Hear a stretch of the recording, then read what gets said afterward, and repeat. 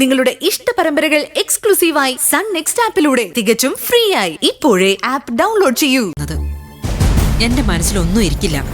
ആരോടെങ്കിലും പറഞ്ഞില്ലെങ്കിൽ ആകെ വിമ്മിഷ്ട. അങ്ങനെ കേൾക്കുന്ന കാര്യങ്ങൾ ആരോടെങ്കിലും പറയാനല്ല ഞാൻ കാശ് തരുന്നത്. കേൾക്കുന്ന കാര്യങ്ങൾ എന്നോട് പറയാനാണ് ഞാൻ കാശ് തരുന്നത്.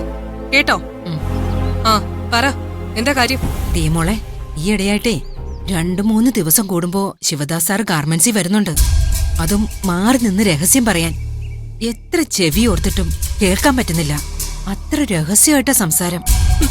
ഒരു ഗാർമെന്റ്സിൽ വന്നിട്ട് എന്ത് രഹസ്യം പറയാനാ? ആ അത് കള. വെറുതെ ലാലി കൂട്ടിയൊന്നും പറയണ്ട, മര്യാദയ്ക്ക് പറഞ്ഞാ മതി.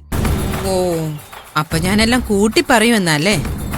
അങ്ങനെ പറയണ്ടായിരുന്നു ദീമോളെ. ശരി ശരി, ആ കാര്യം പറഞ്ഞ് അവസാനിപ്പിക്കും. കേട്ടോ ദീമോളെ, ഈ ശിവദാസ് സാറും നന്ദിതയും ചേർന്ന് എന്തോ ഒരു കച്ചവടം ചെയ്യാൻ തീരുമാനിച്ചിട്ടുണ്ട്. എന്ത് കച്ചവടം?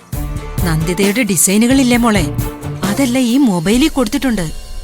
അത് ഞാൻ കേട്ടതാണ്. ഓ മനസ്സിലായി, നെറ്റ് വഴി പരസ്യം ചെയ്തിട്ടുണ്ടാവും. ആ അങ്ങനെ എന്തോ.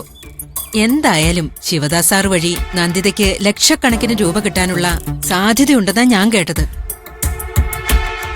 അതിന്റെ എന്തോ കച്ചവടക്കാര്യങ്ങളാ അവര് സംസാരിക്കുന്നത്. എന്റെ മോളെ, വിമലയോട് പോലും സംസാരിക്കുന്നില്ലെന്നാ എനിക്ക് തോന്നുന്നത്. അത്രയ്ക്ക് രഹസ്യമായിട്ടാ കാര്യങ്ങള്. ഈ കച്ചവടത്തില് ശിവദാസ് സാറിന് എന്തോ ലാഭമുണ്ട് മോളെ. എന്ത് ലാഭം? അയാൾക്ക് ഒരു ലാഭവും ഉണ്ടാവില്ല. അയാൾക്ക് നന്ദിതയോട് വലിയ ഇഷ്ടമാ. ചില വിഡ്ഢിയായ ആണുങ്ങള് അങ്ങനെയാ. പെണ്ണുങ്ങളുടെ പുറകെ നടന്ന് കൊറേ കാശ് കളയും, അത്ര തന്നെ. അങ്ങനെ ഒരു പൊട്ടനായിരിക്കും ഈ ശിവദാസ്. അല്ലെങ്കിൽ അലി, ശിവദാസ് അതിബുദ്ധിമാനായിരിക്കും. പൊട്ടൻ കളിച്ച